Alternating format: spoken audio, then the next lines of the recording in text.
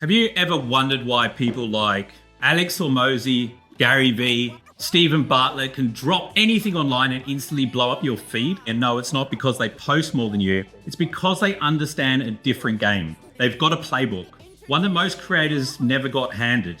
So that's what I'm here to change for you tonight. For about 40 minutes, we're going to break down the real strategy behind magnetic content. And this really applies to all social media. We're not doing tips and tricks. We're doing what works. It's the deep stuff that the professionals use every day, even when you're not watching. Monday Night Live. An entrepreneur that has been disrupting the lead generation industry. Introducing your host, Nathanial Bibby.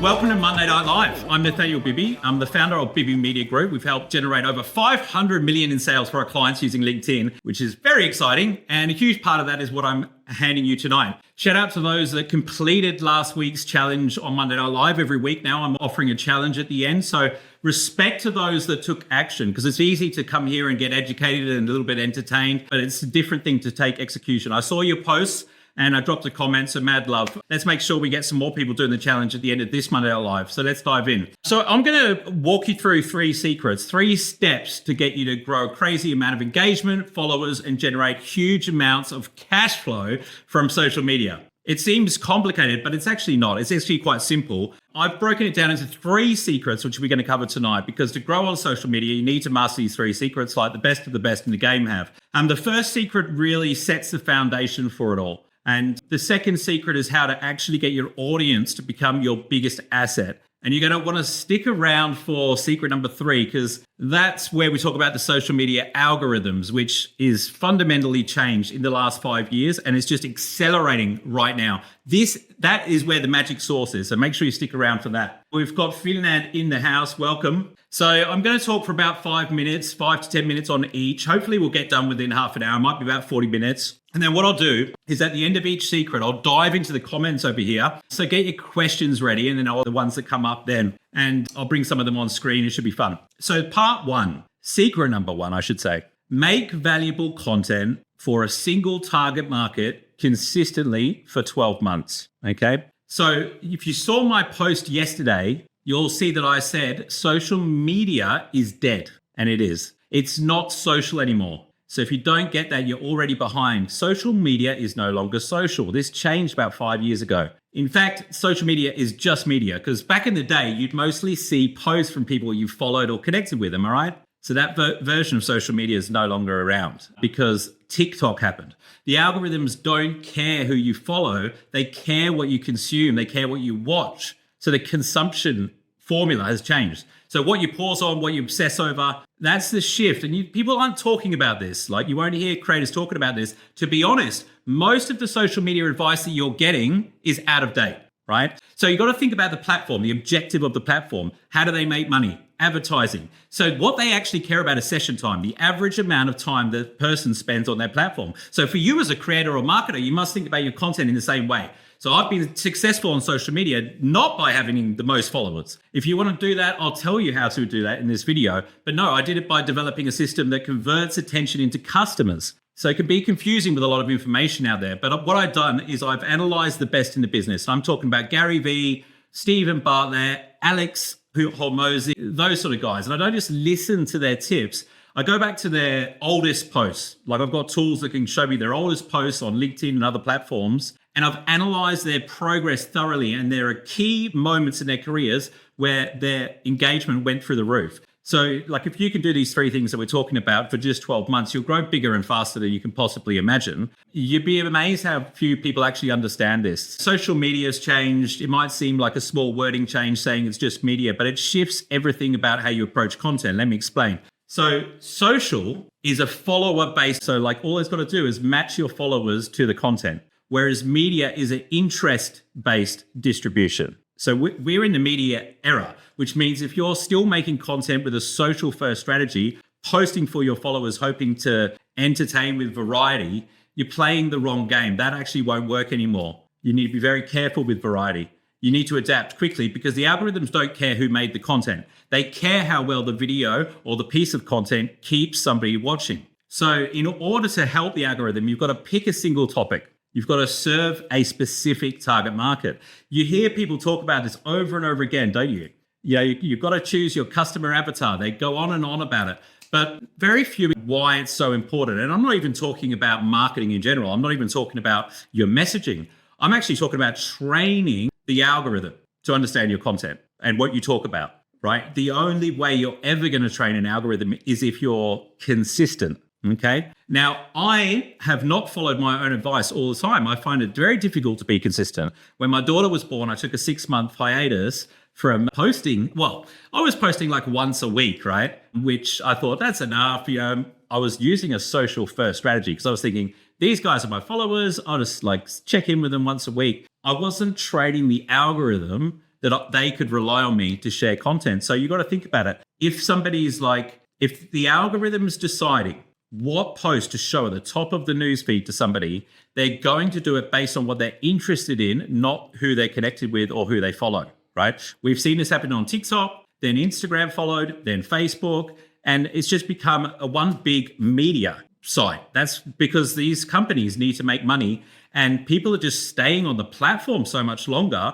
when you have a media first strategy. So you have to serve a specific target market and posting about different topics. Like, for example, let's say you're interested in tech, but you're also interested in gardening and you're learning about LinkedIn. So you're also like interested in sharing what you're learning about that. The problem with sharing all those 3 types of different content is the algorithm's got no clue what to expect from you. They don't know if your next post is going to be about LinkedIn, tech, or gardening. So what you want to do is pick a specific vertical and an ideal target market and then go after that vertical. And because the audience will know what to expect from you, you'll get engagement and they'll move through the customer journey. But next time you post, like if LinkedIn, for example, knows that you're going to post twice a week and it's going to be specifically about tech, all of those people that it's got on the platform that they want to increase the session time with, that are interested in tech, they know that your post is coming. So when it drops, they're going to show it to all those people because it's going to keep them on the platform longer. The algorithm knows that it can rely on you to deliver content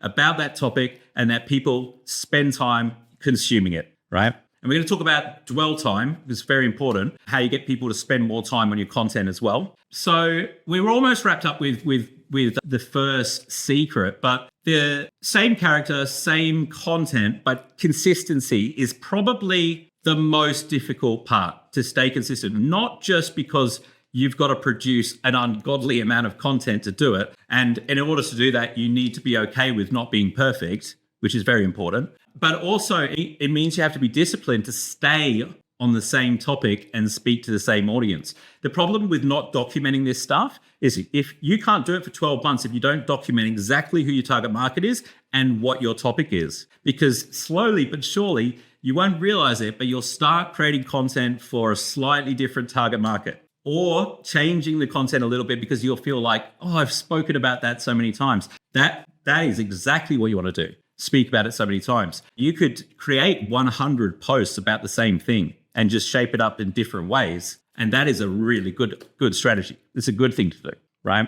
So the top creators do this extremely well. You'll notice, like when I looked at Alex Hormozi, for example, if you guys don't know who he is, Alex Hormozi's blown up on social media. He's a successful businessman, but he's really lent into social media. One of the fastest growing accounts out there across all platforms. I don't know how many followers he has, probably 10 million. Drop in the chat if you know how many followers he has, but a lot. I think his content's fantastic. But if I look at his top performing posts on each platform, like I've got a tool called Clio, if you want to check it out, Kleo, Clio, for LinkedIn, and you can go to somebody's profile and organize all of their posts over history, and you could actually prioritize them based on their engagement. So which one's got the most likes, which one's got the most comments. If you do that on Alex Hormozi's page, the top, I'd say 8 to 10 posts are pretty much exactly the same. He's just changed the hook, the first line. So what he's done is he realizes that post did well and he's recycled it. Like every 4 or 5 months, he's doing his same post. He might change the hook and he might change the graphic, but it's the same post word for word after that. 90% of it's the same, right? So you want to repeat these things over and over again because not only are you giving your audience value, because they'll forget, but you're also training the algorithm. That's what you talk about, and you'll explode if you do it. And you don't even need a big following, which is beautiful, right? Because you're training the algorithm. The algorithm doesn't really care what your following is. When the mobile video feed was active on LinkedIn, you'll notice that the guys that did the best were consistent. They posted at least twice a week, and they were talking about the same thing, and they did not have a lot of followers. There were creators that had 2,000 to 3,000 people following them that were getting millions of views every video. The mobile video feed is gone in the last, 3-4 weeks ago? It's probably longer than that. Maybe 2 months ago, the video feed disappeared with no warning, no explanation from LinkedIn. When I'm talking about the video feed, by the way, I'm talking about basically like a TikTok for LinkedIn. It was like on the mobile phone and you could scroll through vertical videos. I was getting millions of views when that came along. Millions is a lot, right? Because I was getting like 2 or 3 million over the whole year before the mobile video feed came out, and then I could do it like in a couple of weeks. The mobile video feed is, my bet is it's coming back. Like if you look at I watched an interview recently with Stephen Bartlett and the head of strategy at LinkedIn, and all she kept talking about was the importance of video. People need to be posting video. We want more videos on the platform. And if you look at the statistics across all social media sites, video is what increases the session time. That's what TikTok did. Is they copied YouTube, but they did it vertical for mobile, for social media. And TikTok have just crushed it, the amount of attention that they're getting. And so LinkedIn will follow. It's a business and they've got loads of smart people sitting around a table talking about how to capitalize on this. My suggestion is start creating videos, start posting videos, start learning what works, and build a library of video content so that when it comes time for LinkedIn to reintroduce a mobile video feed, you're ready to go. And you've got vertical videos and you can stay consistent, right? Videos are like the best way for you to create trust with your audience.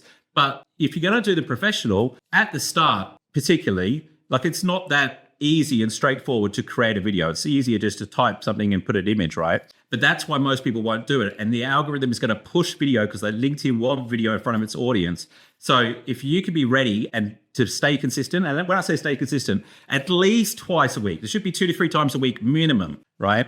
And if you're targeting C-suite executives, they need to be professional videos. I can put you in touch with my editing team if you want to help with that. Now, we're going to get stuck into part 2 because went on a bit of a tangent there. But first, we're going to the comments. So that's why you're going to see my eyes darting over here. Let's have a look here. We've said hello to Sarah, who's over in London. Ben's in Adelaide. We've got Rushdie in Perth, Finland, Monica, Miranda. Totally agree. Your behavior on the platform is more important than what you post. Absolutely spot on there. Thanks for being here, guys. Love to see all the comments coming through. Vertical sector. I'm not sure exactly what that one means. Maybe you can elaborate a little bit. It's best to post 5 or 7 days a week to give 3, or say 3 to give the post time to grow. Yeah, look, posting once a day is absolutely fine, Sarah. It's not going to limit the reach of your other posts. Look, what happens is if you post more than once a day, it will affect the reach of each post a little bit. But you'll notice that the top creators post every 4 hours. Like Gary Vee, it's every 4 hours. Stephen Bartlett, every 4 hours. So they understand that doing that will decrease the reach of each individual post. But because they're getting 6 posts out in a day, overall, their reach is a lot more, right? So I would stick to 1 a day because you've got to do what's manageable. It doesn't make a difference. Like it's not like if you post the next day, it's going to stop the content from the previous day doing well. That's not how it works. People always say to me about saturation, like, oh, am I going to saturate my audience? No, you won't, because what will happen is if people aren't interested in it, they're not going to watch it. And then therefore it's not going to get any exposure anyway. So it doesn't really matter. I don't believe in removing posts. Like if something didn't do well, who cares? Just move on to the next one. They'll stay in the feed these days, by the way, for 2 or 3 weeks. Like if the content's relevant, it'll stay in there for over a month. I still get engagement on posts that I've done a couple of months ago if they're relevant enough, because as soon as people start watching my stuff, LinkedIn starts serving up more content. And sometimes they have to go back 3 or 4 weeks to find that content. So part 2 is about getting viewers down the fan funnel and turning them into super fans. This is something that I got from a book, which you might want to check out, called Super Fans. The fan funnel is like a journey, right? From stranger, everyone lands on a post. That's how they start this journey. And every loyal follower you have today started as a first-time viewer. There's six stages. It's the first-time viewer. That's when they start recognizing your face. You got a new follower, then they hit that follow or subscribe button, which we said it's not that important, but it is the first step that they're taking some sort of action, saying they want to hear from you. And then they might engage, comment, maybe even DM you. And then they become an active supporter, which means they're checking for your content regularly. They might even turn on the notification bell. And then they become a super fan where they actually fight for you in the comments, they promote your stuff, and it's your job to move people through these stages. So you got to do it by building trust. So creating consistent content builds trust as well. But it's also about making sure that you're not pitching to them in every post, right?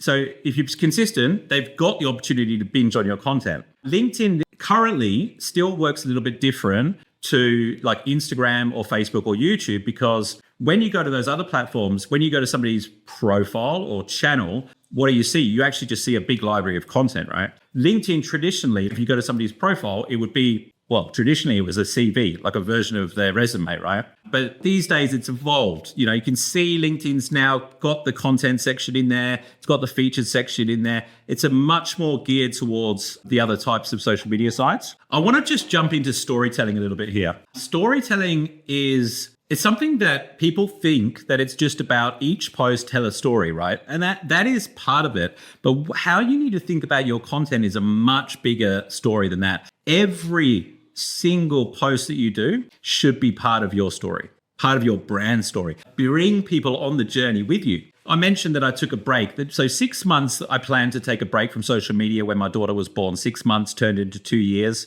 I don't know if you've been following my content long, but we found out after 6 months that she has a disability. And I decided just to take a bit longer. I didn't stop my business. I was still looking after my clients, but I stopped posting on social media because it's very time consuming, takes a lot of effort. So I decided to pause that. And then when I came back in December last year, it took a while for me to get some movement. A lot of the people that were following me back then have moved on, but I've done this before, right? So it didn't take long. 2 to 3 months, I was getting pretty good engagement, but I did start at the start of January, Monday Night Live straight away. Again, a weekly show on Monday night, but you can't promote a live stream the way that you used to. Like I was getting thousands of people attending before. I know it's going to be a much slower journey this time, but I want to bring people on it, right? So I've got a newsletter called Monday Night Live. And in that newsletter, which is a LinkedIn newsletter, I actually share what I'm thinking behind the scenes. So it's like, this is what I'm planning to do with the show. And then I think it was like 6 weeks in, I was like, this isn't working. This is what we're going to try next. And I'm sharing my thoughts and insights. I think there's even a couple of times I mentioned, like, should I give up doing this? No, this is why I won't. I explain the reasons behind why I'm doing it. And I'm bringing people on the journey with me, right? So when Monday Night Live is one of the most popular shows on the internet, it's going to be the biggest show on LinkedIn, I can tell you that. Then you'll be able to look back and see the entire story from where we began. And I think that you need to think about your business like that, like bring your audience on the journey with you. Gary Vee talks about not just talking at your audience, actually just documenting your journey. And that actually makes it a lot easier to create content. But you think about your story, your life story, your business story, and bring people on that. And then all of a sudden, certain milestones that you want to celebrate. I mean, when I started my business, I never thought about celebrating 1 year in business, 2 years in business. But since I've been sharing that stuff on social media, it brings people along and they're like excited for you when you get like featured in, let's say you get featured in the newspaper or something and you share that, they get excited for you because they're on the story with you. People always do business with people they trust. They do business with people that they're familiar with, right?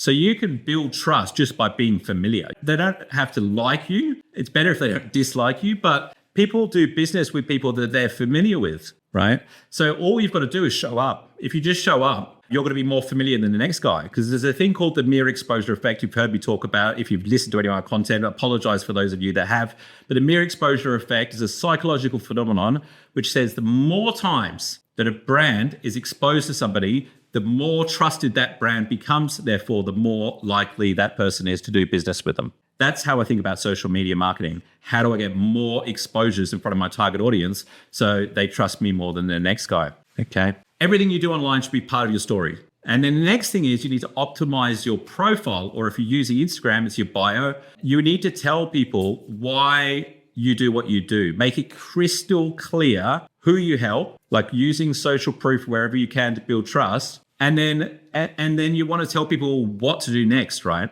So when I look at LinkedIn profiles, because obviously I coach a lot of people on LinkedIn and I also run a lot of campaigns for people on LinkedIn. And when I look at their profile and and if I could change just one thing on your profile, it would probably be this. It would just be telling people what to do next. Because if you're getting views on your profile, let's say you're getting, it doesn't matter how many views, if you're getting any views, but you're not getting inquiries or leads or business from LinkedIn, it's to do with this step. You've got to tell people what to do next, right? And it doesn't have to be some salesy call to action like contact me now. No, it's just guiding people through the process. You know, I used to work in digital marketing. I was a online marketing consultant about how long ago now? 14 years ago. And, you know, we used to talk about websites, and the most important thing on a website is that it converts visitors to inquiries. So you have a conversion hierarchy. What's your primary objective with each page, secondary objective, and third objective? And to get people to complete a form. And it's just about guiding people, making it easy and telling them what to do next. Because they might look at something and go, oh, that's interesting. I'm interested in that. That's relevant to me. But if you don't then go, well, if this is interesting to you, do this, then they go, oh, that was interesting, and just walk off and go make a coffee. So you've actually just got to make it really simple and just say, complete this form. Or on LinkedIn's case, it'll be if you'd like to have a chat to see if we can help, you know, send me a DM or or go to my website. And just tell people what the next stage in the process is. Because actually what they're going to do otherwise is they're like, oh, I'd really like to work with this person. I don't know. Should I go to their website? Should I message them? It's a bit weird if I message them. There's no phone number. Forget about it. And I won't contact them. So it's really important that you do this on your profile. That's where the conversions happen. You don't do it in your content. You don't do it in your content, do it on your profile. All right. And I just want to cover one final thing before we wrap up secret number 2. And that is to respond to every comment and DM that you get, right? Because connection compounds trust. So like have real conversations, even pull the conversations offline. LinkedIn knows that if you and I are having a private conversation in the DMs, that you and I are interested in hearing what each other have to say. And so it's more likely to show each other like content. So one of the biggest algorithm hacks that no one talks about is the private messages. Like if you want more people to see your content, have more private messages with people. LinkedIn will show them your content because you're having private conversations with them. Now, the biggest hack at the moment, well, not hack, but the biggest thing that will grow your followers really fast is leaving thoughtful comments on other people's content, right? And they've got to be good quality content. Because if you, let's say you know that somebody in your industry that's got a lot of followers, they don't have to be in your industry. They just have to have some people in their audience that are in the space that you're targeting. And you know what time they post.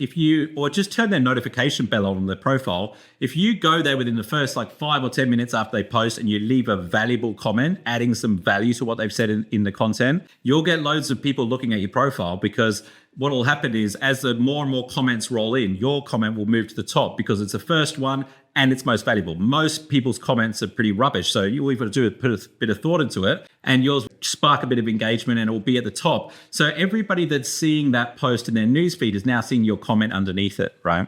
And that means more profile visits. And if you've got a call to action right, then that'll be inquiries, but it also means new first-time viewers of your content. So they've been to your profile. Now LinkedIn knows that they're slightly interested. Going back to the interest graph. So also remember, dwell time is important, right? So dwell time is how long somebody spends on your content, and your dwell time will increase dramatically if you reply to comments and keep the conversation going in the comments. The best creators, and I'm not talking, if I'm not fantastic at this, I'm not asking to be the biggest creator. I'm not trying to do that. I'm trying to build a business. But the biggest creators, how they do it is in the comments. Because you think about it, right? If they start a conversation with you in the comments and you're a super fan, you're going to respond. And then they're going to respond. They might even ask a question. Before you know it, each of these people are spending like 20 minutes on the post. Whereas before they'd only spend 3 minutes, because spending time in the comments is spending time on the post. And that will boost your content like you wouldn't believe. So the more time someone spends consuming your stuff, the deeper they go. So that goes for the comments too. So you've got to think of each piece of content like a stepping stone, moving people through this fan funnel, you know? And don't be crossing platforms as well. Like a lot of things, a lot of people say promote your YouTube videos on Instagram, promote your LinkedIn post on Facebook. Like people are in a different mindset on each platform. Like if somebody's on Instagram, they're in the mindset of like, first of all, they're going there to, it's not really work related. They're going there to consume short form vertical content, right? So if you take them off and you take them over to YouTube or LinkedIn, all of a sudden it's like a different land, different mindset, and it's a different type of content that they're going to consume. So you want to keep it specific to the platform. And besides, the platforms don't like it when somebody leaves their platform, right? So you may have heard all this talk about, like, if you put a link in your post, you're going to get less reach because, well, the reason that people say that is because LinkedIn don't want people leaving their platform. If you're doing that, it's like whether or not putting a link in your post restricts your reach, the fact that people are leaving when they see your content is not good, right? So you need to be careful about that. Dr. Elena, how do you balance consistency of personal branding posts with storytelling? In your niche, what's best to post, personal stories or topics for your audience? You got to do both. This is the thing, right? Like the best way is to do both. And even if you're posting topic, like inject yourself into the post and that'll be part of your overarching story, right? Even if it's just one line, So if you're sharing some sort of educational piece of content, I always tell my coaching clients this, or I learned this, through this experience. So you're making the content something that they can't find on Google. And as you guys know, I mean, I've got to address the elephant in the room. I'm sure there's some comments about this, but everyone's using AI, like 70% of people, I think, that's just an estimate, but 70% of people are using AI to create their posts, and they think they're clever when remove the emojis and the little indents and the big dashes and stuff. But whether or not people can tell whether it's AI is irrelevant. What is going to make your content stand out, what's going to build your personal brand, is being authentic and showing your personality in the post. Because we're on social media to build relationships, right? We're not just looking for the perfect worded thing. The guys that are doing this, and this goes for small business owners, this is the ones that I want to help the most, right? The guys that are getting no engagement and they're using ChatGPT and they've got some marketing manager posting every single day and they think it's great. Oh, we could produce 100 pieces of content in 5 minutes, but no one's interested, right? You've got to inject your personality into the content. You've got to make it valuable. The easiest way to do that, like especially if education, I think education is probably the easiest one and you're educating people on. At some stage in your life, you didn't know, right? So just share where you learnt it and how you learnt it. If you can go into the problem and talk about how it felt when you didn't know it and the problem that it caused you, and then go into the solution, that is nailing social media storytelling. Future of the audiobook market. We're jumping around a bit. Audio content in general. Look, I love audio. I think it's fantastic. But all the audio channels are incorporating video now, like Spotify, they have video now. So audio is direct result from video. I've heard a lot of people listening to Monday Night Live through YouTube podcasts, which is interesting. But I think audio is huge because people can do it while they're doing other stuff, right? Reckon AI videos will replace human videos? Yeah, I mean, well, they certainly will be able to, but you're going to be able to tell the difference. And like, I don't know if any of you guys are aware of, I mean, I imagine you are aware of it, but let me tell you right now that there will be regulations put in place. If it's not done by the government, it'll be done by the social media platforms. Like already on LinkedIn, like if you use an AI generated picture, like there's a little notification there that tells you it's AI generated. And I believe they're rolling out something that's the same for written content as well. I think they may have already rolled it out in the US. I'm in Australia, so I haven't seen it pop up yet. But, if AI have generated your content, then technically, you don't own the IP. And I believe neither does AI, because I think robots could own the IP. But anyway, there's going to be like that clarification. So what I think will happen when it comes to videos and stuff is people will actually invest, or it will be seen as a premium piece of content when it's a human. Right? Like the robots are going to direct Hollywood movies and have actors in them and stuff. But like,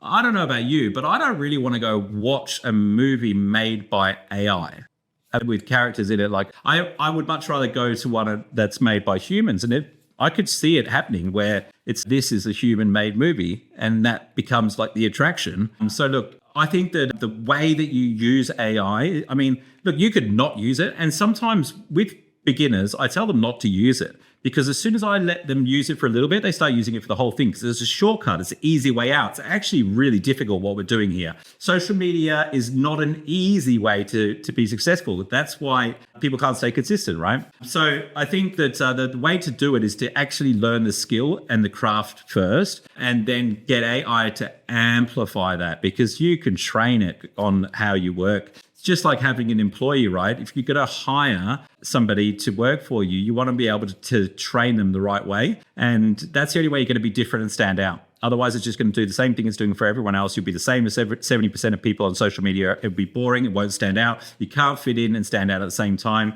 So I just don't think it'll be as effective. Let's keep cracking. We've got secret number 3 to go through now.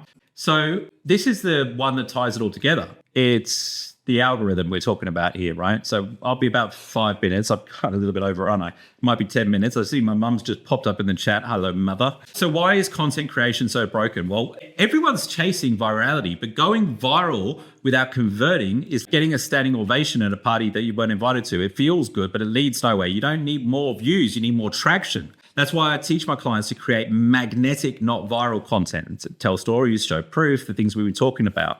Quality crushes quantity every single time, right? So the goal is not to go viral, right? The goal is to get in front of an audience that you can actually do business with. If you want to go viral, then just create content that every human being on the planet can relate to. Like go onto LinkedIn and do something entertaining, right? And it will go viral. And a lot of people do that. Like a lot of people have loads of followers on LinkedIn. Like I get contacted by people with 350,000 followers that inquire about coaching. What do you need coaching for? And they're getting loads of engagement as well. You've got 350,000 followers. You're getting 500, 600 comments every time you post. He can't pay his rent. How does that happen? It's because they've been chasing virality and they've got everyone in their audience, right? And they're just there because they have the need for entertainment, right? And so he just finds content on another platform and repurposes it on LinkedIn. And of course, it's going to do well. It always will, right?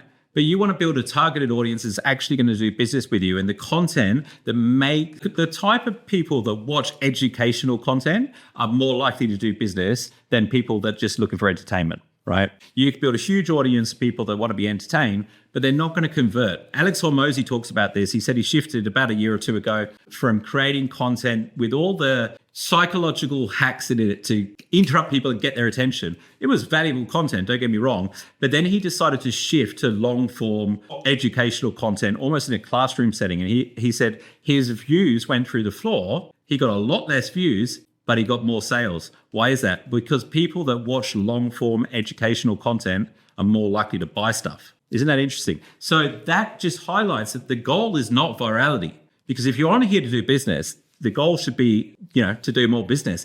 Social media is just the tool. It's not the end game. You're not going to get 1 million views and then all of a sudden you're going to be successful in business. That's not how it works. And when you do go, it's got to be replicable. You've got to be able to replicate it, right? Once you understand that social media is now media, not social, the social part is gone, the rest of the puzzle becomes a lot easier because the algorithm only cares about getting people to spend time on the platform. So they want to connect the viewers that are most likely to enjoy a piece of content with the people that are creating it. So this process is called audience matching. And if you master audience matching, you'll master the algorithm. So when the social media platform's objective changes, that's when I pay attention. I don't pay attention to the latest hacks and strategies or whatever, these little tips and tricks. I look at the objective of the platform because I learned very on in my career, you've got to align your objective with the platform's objective. The first thing I did 25 years ago was spending my time optimizing websites, and I learned how to get a website to number 1 on Google. Like I would take a real estate company and they were getting like 1 or 2 inquiries a month, and I optimized their site so that whenever somebody searched, they were in Thailand, property investment Thailand, we were number 1. So we were getting like 12 inquiries a day. And then I joined the team to be head of sales and marketing because they weren't closing those sales. And we sold out like 5 developments in a year. It was one of my first jobs out of university. I was actually doing the SEO during university. And then when I left, I went and joined the sales and made a fortune in a couple of years until the market tanked. And then I was recruited by a company in Hong Kong. And pretty much while I was moving to Hong Kong, the algorithm changed. And all of those websites that I'd optimized that were on number 1 on Google, now they're on like page 10. Because the algorithm got smarter. So you couldn't hack it the same way you used to. So what I hadn't done is I hadn't aligned my objective with the platform's objective, right? Because if I thought about it, Google just wants to serve people what they're looking for, I would have focused more on that than I would have creating backlinks and try and manipulate the search results. That's why if you're using engagement pods on LinkedIn, you're going to lose long-term because it's not aligned with the platform. The platform doesn't really understand that at all. Like it confuses the platform. I mean, if you use engagement pods, and by the way, engagement pod is just like a group of people that join a WhatsApp chat or something, and every day they share their post in there and everyone likes and comments on it. So they get loads of likes and comments and they look really popular. But you're getting these people to comment on your stuff in exchange for comments on your stuff. It's an exchange. That's why they're doing it. There's no other value being exchanged. So LinkedIn's not going to know who's actually interested in your content. You're not going to know if your content's actually resonating with your target market. LinkedIn's going to be so confused, it won't know who to show it to.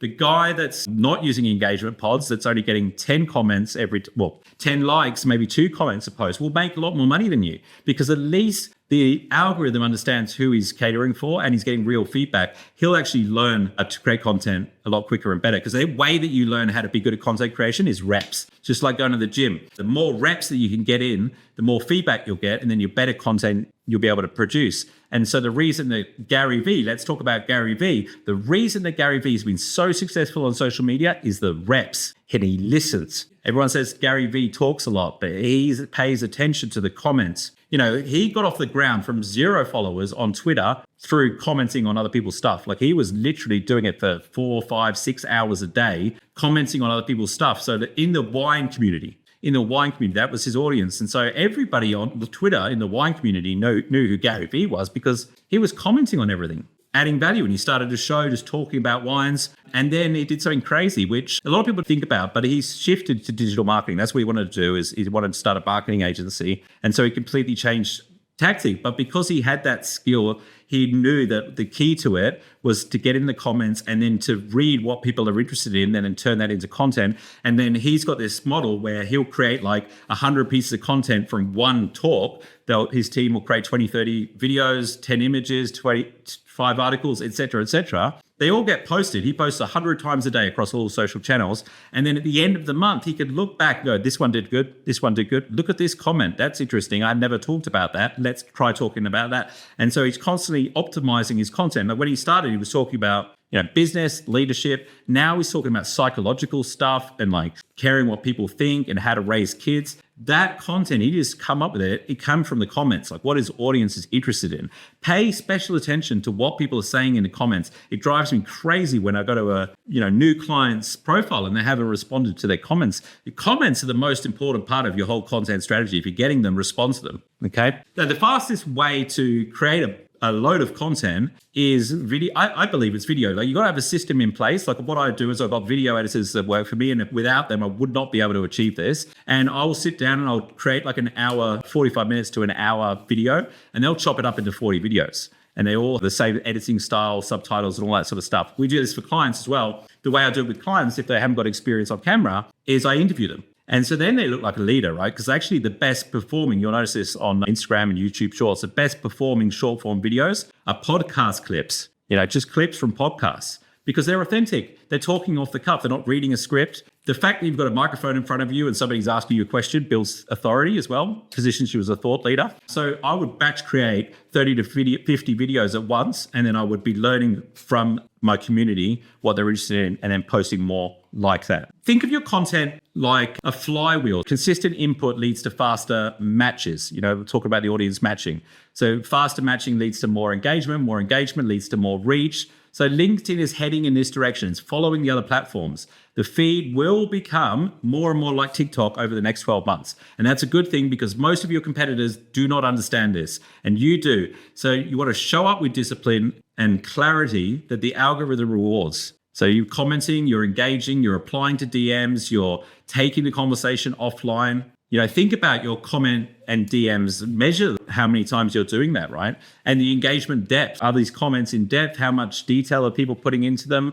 Make note of what sort of comments you're getting, because that's more content ideas. That's how you build a community, a tribe, not just traffic. Like if you respond to every comment, you're training people to comment again, right? So just as a bit of a bonus, by the way, I will just say to you that if you're looking at social media, I don't believe that you have to be on every platform because we've got businesses to run. Time is the asset, right? And I don't think you should be spending all your time on social media. As a business owner, that's probably a bad strategy. If you've got a team of like 15, I would even say like if you've got a team of 15 people in your marketing department, focus on one to start with and master that one platform. Here's why LinkedIn's important. People on LinkedIn, on average, earn 3 times as much as the people on average on the other platforms. People on LinkedIn are there for business reasons, whether they're looking for people to hire, grow their career, build their brand, post content, make sales, whatever. They're in the business mindset, right? Whereas people who go onto Instagram, they're normally like relaxing or they're waiting for the train or they're going there to communicate with people that they know. And I know they're not getting served that sort of stuff, but it's suitable for a B2C market. Like it's a very short attention span on Instagram and TikTok. I think you can do really well, especially on TikTok, and YouTube's huge. The reason YouTube's so huge is because it's the search engine. Your content's evergreen. I love YouTube, and I've recently reached the milestone of 20,000 subscribers on my channel, which I'm very excited about. We're going to 100,000. Let's go. But LinkedIn and YouTube are my only priorities, right? Because I want to specialize. And LinkedIn is where people go to make buying decisions. So that's where you're going to get return on investment. I've gone viral on Instagram. I've got about 35,000 on Instagram. I haven't made a lot of money on there, So it's there. And I use it to build relationships, often with like guests to come on Monday Night Live, things like that. But I don't get a lot of business from it. They're on LinkedIn and they're ready to do business. We'll just recap. You only need 3 things to win on social media right now. And you do this consistently for 12 months. I chose 12 months because it's like not that long that it just seems too long, but it's also, you could do it like in 6 months. Don't get me wrong. I say 12 months just so you get in the long-term mindset. So you make valuable content for a single audience consistently for 12 months, turn strangers into super fans by guiding them through this fan funnel we talked about. So your challenge this week, pick your audience, record 1 short video, vertical format. You can use your phone, post it, and comment on 10 posts in that niche that you're targeting with that video. Try and do that all on the same day and just see how the video performs. Make sure you shoot me a DM with the video or tag me, or something, because I love looking through people that are completing these challenges. If you're going to do it, type accept in capital letters in the comments so I know that you're committed to executing. I'm Nathaniel Bibby. This is Monday Night Live. Stay legendary, and I look forward to seeing you all next week. Monday Night Live.